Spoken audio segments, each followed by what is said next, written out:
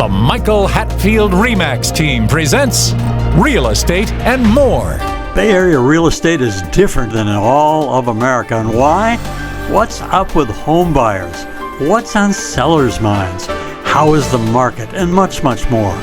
Now, here's your host, Michael Hatfield. Welcome back to the Real Estate and More show, and thank you for tuning in. Today, we're diving into what I like to call the 2025 Red Ants, Black Ants Housing Report, where red ants represent sellers and black ants represent buyers. We take a look and ask ourselves, why has no one shaken the jar so far? They're getting along just fine in an equilibrium so far in 2024. First, we're going to review the 2024 housing market, and then we're going to go into the Michael Hatfield RE teams. Our view, our crystal ball for 2025. I have Nancy here to help me, so let's go, Nancy. What do you think? Sounds like a plan. So let's first talk about the 2024 national housing market and look at that in review. The 2024 national housing market has been marked by significant challenges and transitions compared to prior years. While home values have generally trended upward, driven by limited inventory and demand dynamics, the pace of transactions has slowed. Seasonal fluctuations aside, this year has highlighted contrasting behaviors between sellers, which we call red ants, and buyers, which we call black ants.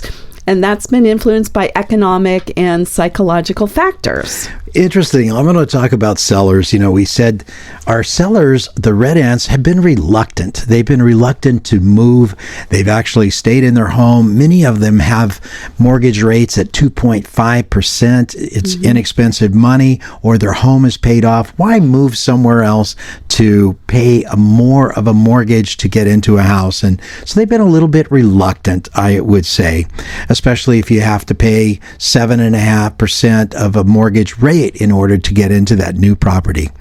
Transactions in 2024 were largely limited to people that needed to relocate, trusts that had to sell as successor trustees, divorcees and relocations, things like that. And the reluctance of red ants to sell created quite a bottleneck in the housing supply, but it's actually in equilibrium.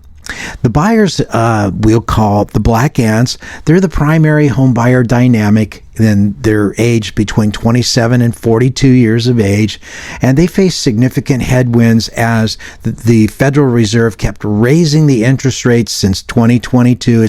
It's just been hiking, going up, and most of the buyers that are in the position to buy say, I don't want to pay that much money for going ahead and buying a home and having to pay more in my mortgage. They're very sensitive to that mortgage rate. So despite their frustrations, these buyers were still navigating a market where property values remain relatively steady, making it clear that waiting could lead to higher costs in the long run for a home due to continued appreciation. Interesting information there.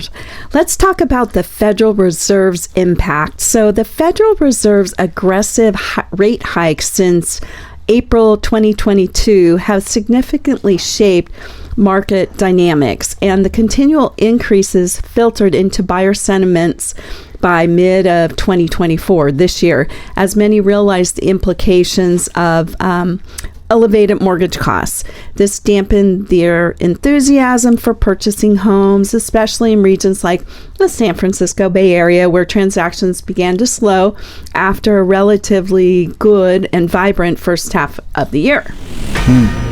So the first quarter was pretty good, but after, say, June or so through the end of 2024, there are some things that were factors and may have slowed down the number of transactions from there. Right. Well, key trends in 2024, transaction volume nationwide, the number of home sales declined further in 2024, dropping 4.2% compared to 2023. So what we're saying is home sales, they declined between 2023-2024, and this follows a broader trend of decreasing transactions year over year since 2022. Home prices, despite reduced transactions volumes, the home values remain steady, and in some markets they even increased modestly. This resilience can be attributed to limited inventory and somewhat steady demand, but not overwhelming demand. Election uncertainty played a part in 2024. People didn't know, had some anxiety about who is going to be in charge of our government after the election and what that would mean to buying a home at this point in time. So a lot of people just chose to say, the rates are too high, or I feel uncertain, so I'm just going to sit and wait and not do anything. Inflationary pressures. Inflation has in our pocketbooks, we can feel it. We don't have to have anybody tell us that when you go to the grocery store, you've got less in your bag and less in your pocket when you leave the store, as well as at the gas pump and other places. Plus, there's one other factor, probably wasn't that great of a factor, but there is some reluctance on behalf of buyers, and that's regarding to some reluctance to have new buyers sign the buyer representation agreement, a 5-page agreement that is required now for a professional realtor to show on a buyer tour to clients. Basically, buyers don't want to sign that. They don't want to say, well, I don't want to be stuck on the hook to pay you for what you do for us. Even though we appreciate you, we don't want to pay, because it's never been that way in the past. It's always been part of the seller transaction and included in the sales price. Right. So let's talk about California and Bay Area markets. They have a little bit of unique dynamics. They sure do. So California experienced significant declines in sales over recent years, with 2023 seeing a 22% drop from 2022. In 2024, sales declined further, reflecting a broader national trend. Factors such as rent control laws discouraged investors from entering the market, and high mortgage rates kept many potential buyers on the sidelines, which is understandable. The Bay Area market has a special resilience, though. The San Francisco Bay Area demonstrated relative strength compared to state and national markets, particularly in the first half of 2024, which we mentioned earlier, and transactions were steady until May, after which the impact of high mortgage rates began to settle in and slowed the activity. So despite this, the Bay Area home values have continued their long-term trend of appreciation, underscoring the region's strong desirability and economic strength. Well, basically in 2024, Nance, what we've seen is an equilibrium. There's not been a whole lot of buyers the second half. There's been the uncertainties of the mortgage interest rates, as well as the election uncertainty and what kind of government will be in charge after the election. It's been somewhat of an equilibrium. Not a lot of people are selling, not a lot of people have been buying, and it's just been kind of sitting there at this point in time. But now, one thing that I've always liked to point out to people is that, with people that are interested, or buyers that are interested in getting the best absolute to the micro percentage of a mortgage interest rate when they buy, really, when you look at the entire equation of buying, you find that there's other elements that are more really important. The first one is home ownership. That's a big rock, a place to come home, have your tailgate party at home, grill some steaks, have a garage to tinker on your old car, and raise your children, and have a place for your children to come through. That's pretty important. So find that dream home that you really like best you can. That's really pretty important. Now let's talk about the other element of home appreciation. There was one economist one time that I recall that she always says, that's making money while you sleep. Well, home appreciation in the San Francisco Bay Area has historically been enviable, meaning that you've seen people that have bought a home, 5 years ago, and it was $500,000, and then the value goes up to $800,000 in 5 years. Well, this is not unheard of in the San Francisco Bay Area. And what have you had to do? you had to buy the house. If you don't own the house, you've got a rental house. Someone else is going to enjoy the home appreciation, increase of equity that you have in your home investment. Tax benefits. There's the mortgage interest deduction. If you're renting a home, you're not getting any deduction whatsoever. And I'm not an accountant, but I'm just trying to illustrate one of the concepts here. So talk to your accountant before you move ahead. But with the mortgage interest deduction, up to a percentage of what you pay on your mortgage is an offset to your taxable income. That's a big deal. That is a big deal.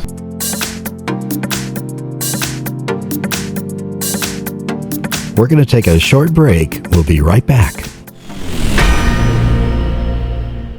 Welcome to the Real Estate Minute with RE/MAX expert Michael Hatfield. Michael, what traits should we look for in selecting an agent? Look for a deal maker with a positive attitude who will work tirelessly for you.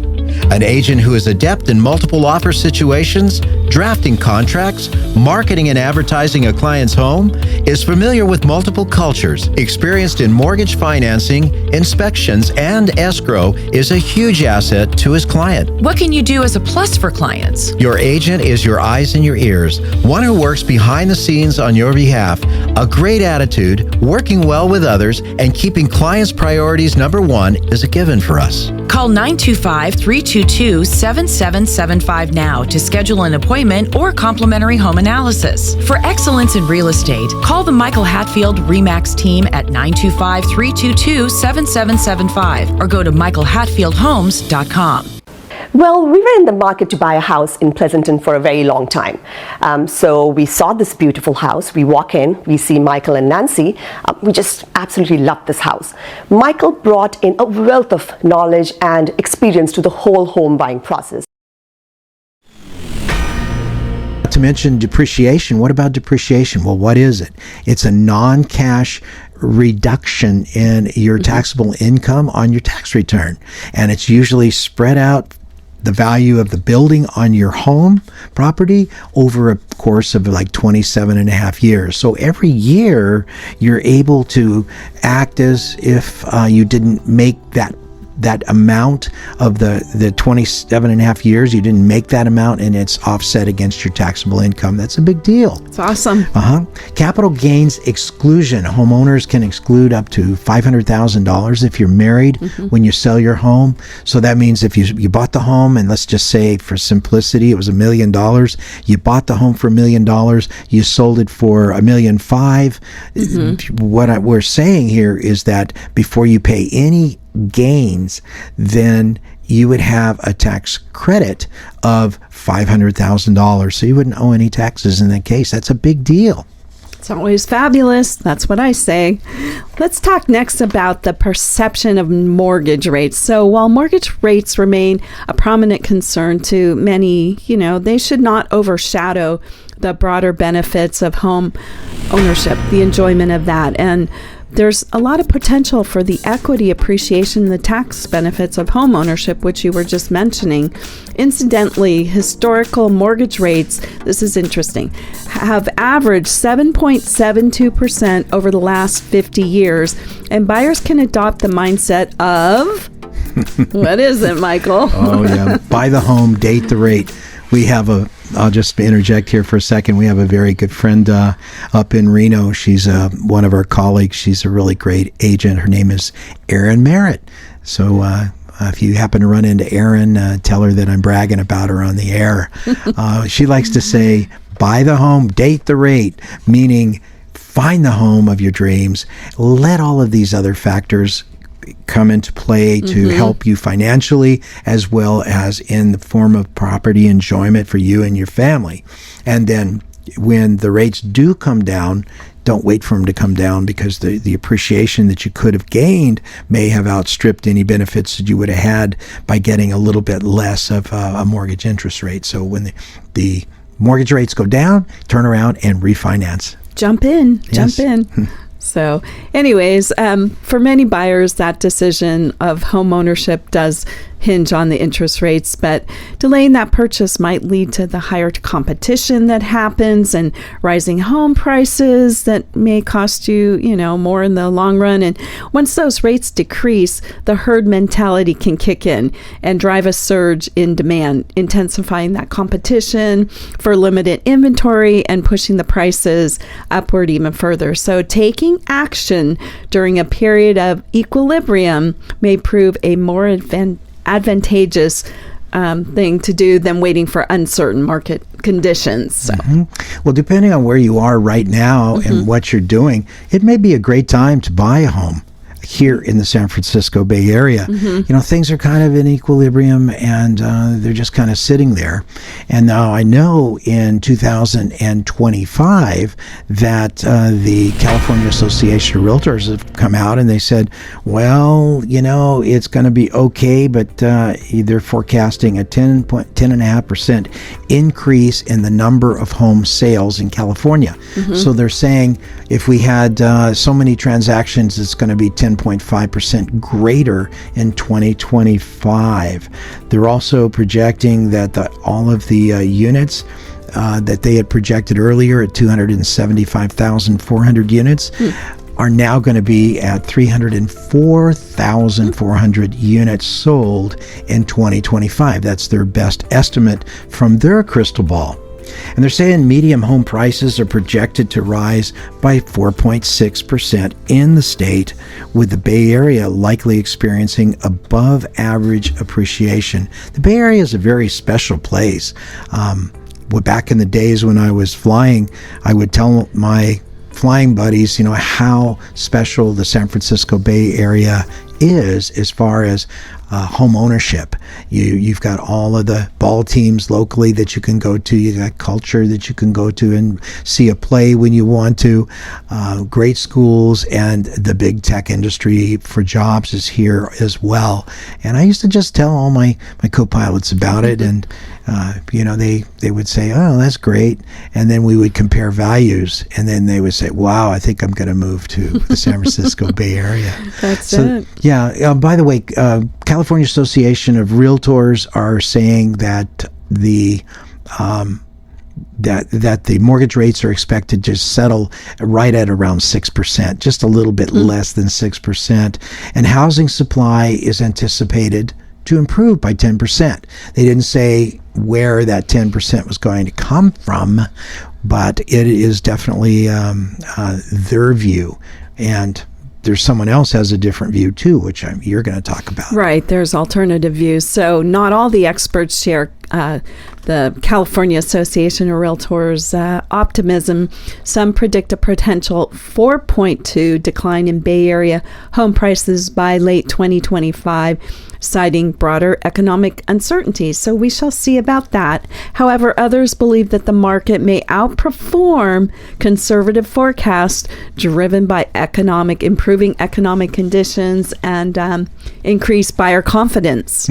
So I'm really positive. I feel that in the year 2025 that we're looking for a decent year. I'm thinking that we're going to see some home appreciation. I think also, despite that normally when conditions are bad, they lower the interest rate. I know that. But I think the interest rates are going to be lowered anyway, translating to lower mortgage rates. And I think it's going to happen as part of the broad plan for the economy. I think we're going to take a short break. We'll be right back. RE/MAX. And here's Michael Hatfield. Business owners, have you considered how important the appearance and impression your offices make to prospective customers? Appearance and impression are critical to clients, thus to your overall success. If your company could use that warm, inviting, and welcoming appearance, I have an amazing complex of offices just listed for lease in the quaint town of Danville. Freshly remodeled, meticulously built, the 3,700 square foot space enjoys incredible street exposure, front and side entrances, abundant parking, reception, conference room, 11 individual offices, even a team member kitchen. This premium space is located in a blue ribbon building maintained by the renowned Sherman Properties Group. Waste not 1 minute. Call us now. Get help with buying or selling by calling the Michael Hatfield RE/MAX support team at 1-800-800-5763. That's 1-800-800-5763. And now, back to our show. We're going to have a good economy in 2025, 2026, and I think that it will top some of the CAR, California Association of Realtors, projections and actually do better, in my view. So I don't have a negative outlook on what we expect to see in 2025.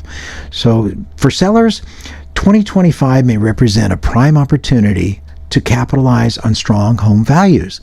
If the mortgage interest rates come down a little bit, well, they can sell their home that they owe very little on. Yes, it's only 2.5% mortgage interest, but maybe they're going to be able to buy at 5%. Well, it takes a long time if the mortgage is not that large to make up the difference of 2.5% of a mortgage on a home that you don't owe much on. So there's going to be more balance of that from the people that have entrenched themselves as home owners in California, which are people of retirement age. So I think the current period of equilibrium is a great chance right now to secure a home with not too daunting of intense competition for buyers. So I think that if rates decrease, that's going to change, though, because what will happen, you think, if rates decrease, Nance?